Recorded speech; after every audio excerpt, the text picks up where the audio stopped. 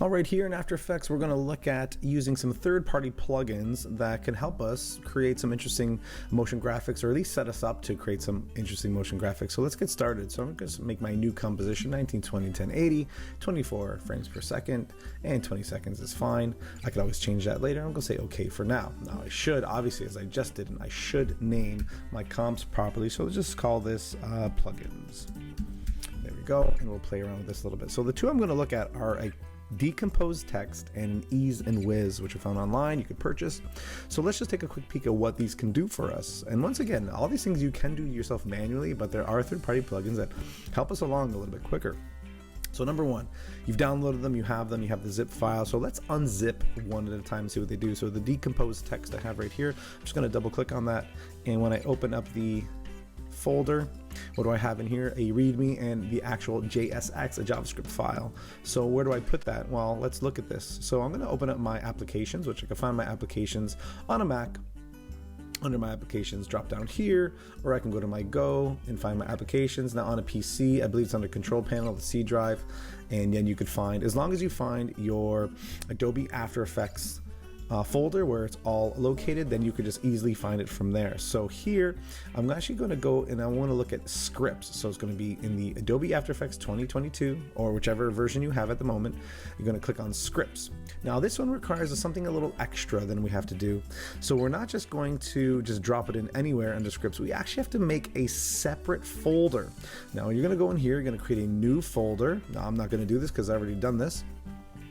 It's going to be called Script UI space panels, and copy it just like that, capital S, capital U, capital I, and capital P, Script UI panels. And then inside of that folder, what you're going to do, you're going to paste in what is in here. So what do I have in here? I have this Decompose Text JSX file, and it's in there. So I would just have dragged that into that new folder I made. So once again, under the program file, I go to scripts folder, I make a new folder called Script UI panels, and then I place my Decompose Text in there just like that. Great. My next one, Ease and Wizz. So let me close this one, and I'm just going to throw this out. I don't need this anymore. Ease and Wizz, I double click, open it up. Now this has a few more files. So I'm going to open up this folder, and there it is, and I have a few more. Now they README file, good to read me, watch it, read it, understand it, but the three files that I need are these three files. I could just, once again, drag them right into my new folder, Script UI Panels, and I have them here. Easing expressions, so there's a bunch of text documents for the expressions, manifest text, and the Ease and Wizz JavaScript file. Okay, great, that's it. So you have your Decompose, you have all that there. Awesome. Now there's a reason why this actually shows up, because what's going to happen now, I'm actually going to have these functions as separate panels inside After Effects, which I'm going to show you right now. So if everything is installed in this new folder, my Decompose, Ease and Wizz, Easing Expressions, and Manifest Text, I could close these, get rid of them. I don't need them anymore because they're in the right spot. Here they are. Great. My new composition. So what I'm going to do, I'm just going to type in some type here. I'm just going to type in third party. All right. Let's do third party plugins. Okay, so now what I'm going to do, now I want to find my actual type here, my actual plugins that I've found. Well, where are they? They're under Window. So under Window, all the way to the bottom, because they're their own separate panels, and this is usually where we find all our panels. There it is, Decompose Text, Ease and Wizz. All right, so we're going to play around with those. First, let's start with Decompose the Text. So this is a pretty cool plugin because what it does, it allows you to type in anything you want, many lines, many words, many characters, and it will actually separate all those letters for you, or words or lines, into separate layers. So right now, this is one layer. There's three words actually, because plugins has the hyphen there. So that's all I'm going to do. I click on this word, Window, Decompose Text. So this is that Script UI panel. It opens up as a separate panel. I can move it around, do whatever I want. Now it's not a huge panel, there's not much going on, it's actually pretty small. So let's take a look. Number one, I could decompose this into characters, words, or lines. Let's start with characters. And there's a few options here too. Original position using expressions. So what it'll do, it'll actually decompose the text. It'll set all these individual letters into separate layers, which I'm going to show you right now, but using expressions does it a little bit differently. So it still does it. However, I just don't love the way that it sets it out. So I'm going to do this. Original position using expressions, decompose. So what happened was all the individual letter forms are now set up into separate layers. There's T, H, I, R, D, so it's all set up like that, which is great. However, the thing I don't love about it is that if I click on the T, the anchor point and the whole space there is still relative to the entire word that I had, which I don't love. This is going to be really difficult to animate and play around with if I try to move this. Potentially, once again, it changes the actual letter form or whatever the graphic happens to be. So, not a fan of that. I'm going to undo all that because I don't feel that's the best way to do it. However, doing it the other way is a little tricky too. So I undid that, so nothing's happened. Let's see what happens when we do approximate position without expressions. So approximate position. So the decompose text does offer us a little bit of help. So I'm just going to press decompose. And now it did the same thing, the exact same thing, THRID, all separate, but it kind of messed it up a little bit, which it tried its best, not a problem. However, it did duplicate the original, so I could actually line it up using this. So what I'll do is I'll open this up, I'll double click on it, it might just change the color of it. There we go. Great. So now what I can do, I can go back in, zoom in a little bit, and I'm going to just start aligning these a little bit better so they work out. So let me actually do that manually and make this go a little bit quicker. All right, there we go. So I have everything set up there, which is great. Now that I can shut this one off and I just have it lined up properly, and they can always update the kerning or the tracking, whatever I want to do there, but they were aligned. So there's one way to do that, which is pretty cool. However, if I did want to do it the other way and have it so I'm not using characters, let's try words. So I'm just going to duplicate this one that was shut off. Command D, I'm going to bring it to the top, and I'm just going to move it down. And there it is. There's my duplicated version. Let's do it where we actually decompose the words. So let's do words. Just to show you, and obviously lines would be if there's multiple lines inside of one text frame, it would separate that for me. So let's just do words. Once again, approximate position. And once again, it duplicated it for me, but it did shut off the visibility. And now I have it. It's kind of messed up, but that's okay. Let's play around with this again. I'm going to just double click on this and make it a different color. And then I will lock it and move the words around again. Now this can be pretty tedious for sure. However, this does help us along creating that and decomposing the words. So maybe it moves a little bit faster. You have a lot of type and you want to quickly separate the characters. However, this is kind of a pretty great way to do that. What I do want to show you is one more thing, and it's called sequencing. And sequencing here in After Effects, it's pretty cool what we can do. So I have all my type here. I have a bunch of letters, obviously. And maybe what I want to do is I want to edit and I want to animate each individual one doing something separately. So what I could do, I could actually sequence these and say, you know what, I want the T to come in first, and then the H later, then the I later, and so on and so on and so on. Now, if I were to do that, I'd have to do this, and then this, and then this, and then this. And that's kind of a pain and a little tedious. There's a faster way to do that. It's called keyframe. It's using the keyframe assistant to sequence your layers. So let's select the layers that I want to sequence. But first, what I need to do is I do need to shorten them down. So let's shrink them down a little bit and control the end of them. So let's bring the end of all these over here. Now, quick way to do that, obviously, is select them all and just drag them, and they all drag together. Another very fast way to do that is have them all selected, have the CTI exactly where I want them to end, and I'm going to press Option or Alt on a PC and end bracket, and that actually closes it and brings them all over here very, very quickly. So Option, end bracket does that. Okay, so now they're all set up that way. So now what I could do with all these selected, what I'm going to do, I want to sequence these so they overlap, or at least they spread themselves out over time. So actually, you know what, I'm going to do that a little bit more just to make sure they all fit in here. Okay, now let's do this. So I'm going to right click with them all selected. I'm going to right click and I'm going to click on Keyframe Assistant and Sequence Layers. Now, if I do not overlap, these individual layers will not overlap. Let me show you what I mean. So no overlap, I'm just going to press OK. They all stagger themselves out like this. Okay, so there it is. So the T shows up, disappears, and the H shows up, disappears, and that's exactly how it goes. It just sequenced it for me. It's kind of created this nice layering format. Okay, now if I do want them all to show up, that's really easy to do. If I want them all to stay on board, I go to the end of the last one, which happens to be this letter S. I find the end of it, which is right there. On my CTI, I select all my layers, which are all selected. And this time I'm going to press Option again in the close bracket because I want the end of those layers to be all right here. They're all selected, Option, close bracket, and then they all show up. They all extend to the CTI very simply. So now if I play it through, they'll all show up kind of like this, and they stay on the composition visibly because now that layer has been extended out. So this is kind of an interesting way to play around with that if you're interested in doing something like this. All right, now I'm going to undo that because I want to show you a different way. Now in order to sequence these, but now instead of sequencing them just without overlap, I'm going to overlap them. So what I could do is I got to make sure that there's enough overlap and that my composition is long enough to hold all those overlaps. So I'm just going to select them all. Just click on them, and I made them all roughly 2 seconds each. I select them all, they were 2 seconds each now. So what I can do, I'm going to right click again. Now remember, if I start from here, from the top, and hold down shift and select them all, my sequence is going to go in one way. So I'm going to right click, keyframe assistant, sequence layers, and this time I'm going to click on overlap. I'm going to say 1 second each. So they're going to overlap 1 second each. I can actually put on a dissolve front layer, cross dissolve. So I can actually make a transition, creating some kind of almost like a slideshow or something like that, but I don't want that for this. I'm just saying no transition, and I'm just going to say okay. And there you go. They overlap. So it goes from here to here. And then for 1 second, there's a transition.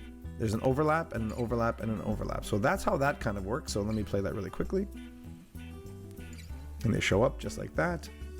Now remember, I started from here. So now what I can do is I'm going to undo that. I'm going to start from here, the S, and then I'm going to press Shift and hold T and do the same thing. Right click, keyframe assistant, sequence layers. I'm going to click on that same overlap. You know, this time I'll make it maybe 30 seconds, 30 milliseconds, let's just say, if anything. And I'll say okay. And now it starts from here and does a staircase up as opposed to the other way. All right. So this is more or less kind of what the sequencing does, but with overlap. And then we also tried it without overlap, which is pretty cool. Okay, so having done that, I'm just going to go back and have everything here set up. Great. And now what I want to look at is the other plugin we used, which was Ease and Wizz. So I'm actually going to shut these ones off. And I'm going to bring back this one and just use this one here because this could be pretty interesting how we're going to play around with this. Actually, you know what? I'm just going to delete these because I don't really need them anymore. Select them and delete. Same with you, delete, and you as well. So I just have this one left. Okay, so my decompose text, I don't really need anymore. I'm not going to play with that. I've shown you how that works. Shut that off. My next one is going to be the Ease and Wizz. So here it is. Great, so once again, its own panel, great. I could even just bring it down a little bit, not really necessary how big it has to be. And let's look, easing. So I have a bunch of options on how to ease. The ones we're gonna look at are elastic back and bounce, and then there's different types of how we're gonna animate them in and out, and the keys, if I'm gonna use all the keys, start and end keys or start only keys, and then we would just apply it. Now, if we use curvaceous, we actually lose the option to use back and elastic, and I'm not really gonna focus on that. I'm just gonna play around with this a little bit because you could also play around with these as well. So I'm just going to make a subtle, very simple animation. I'm going to have this start up over here,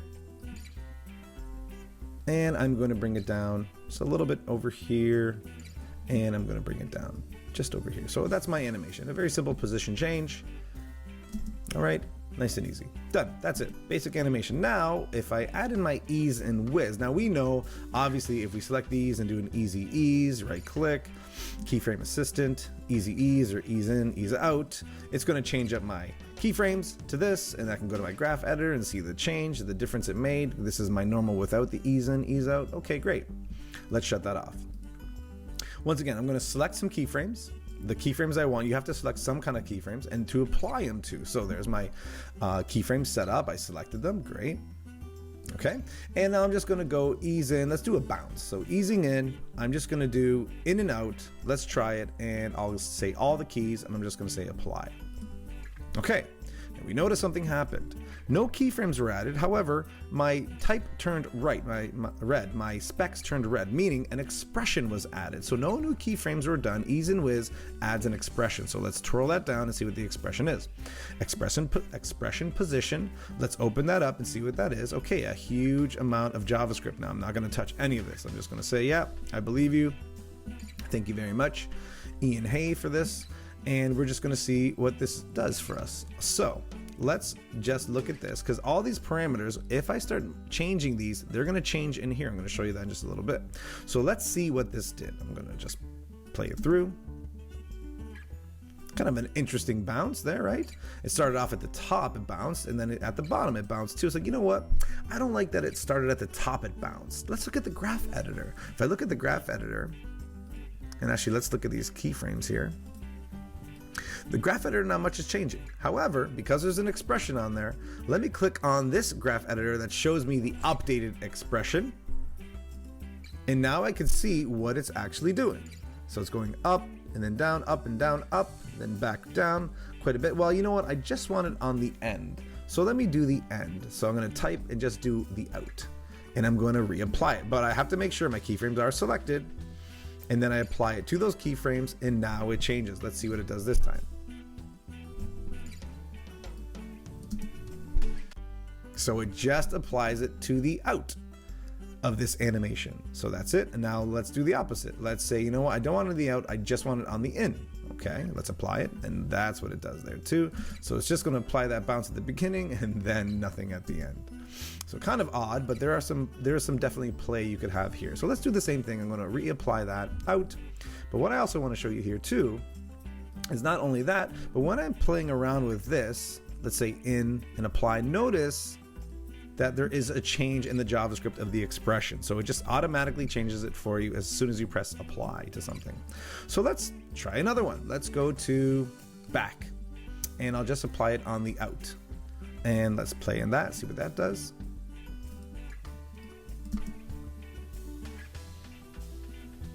All right, kind of odd, kind of interesting. Let's see what that did here and here.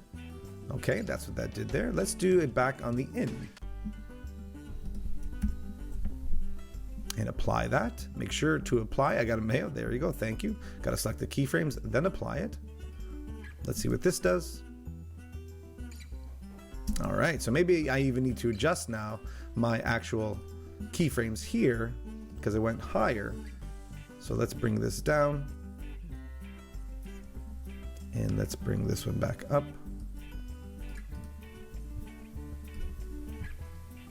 There we go. And let's see what this does. All right, kind of went up a little bit and then stopped there, which is pretty interesting as well.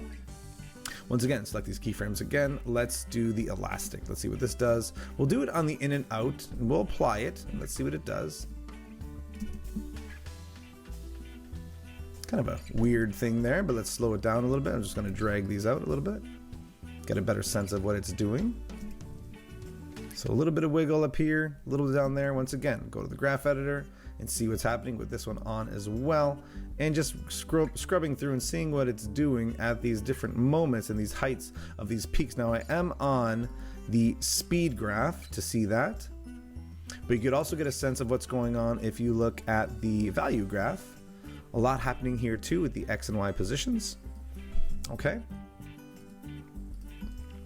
So this is what's happening here. So once again, let me select those keyframes, and let's say, you know what, I just want it on the out. So let's apply that. And now let's see what this does. All right, I went really far down. But once again, I could always adjust that if I need to, adjust that keyframe right here. And I could see what, undo that. I could see where that actually path is taking me. It's taking me really far down. So we kind of don't want that. So I could always adjust if I need to adjust.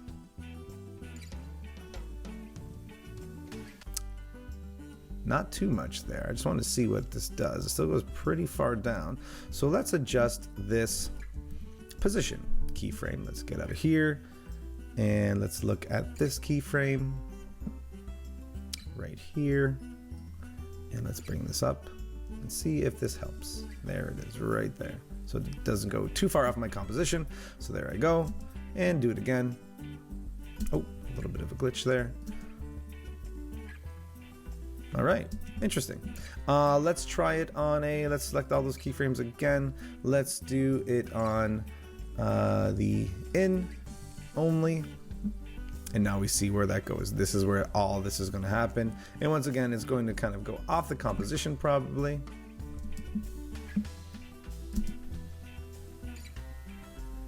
kind of really gearing up, and then it lands. So this is what Ease and Wizz does. Playing around with it, it's a lot of fun playing around with the bounce, back, elastic, playing with how you the type, the keys, however you want to play with it. But this is definitely another interesting plugin where we could kind of do a little bit more. But once again, it doesn't add any more keyframes. It's just JavaScript adding more actions in, and there's kind of some interesting ways to utilize it and play around with it a little bit more.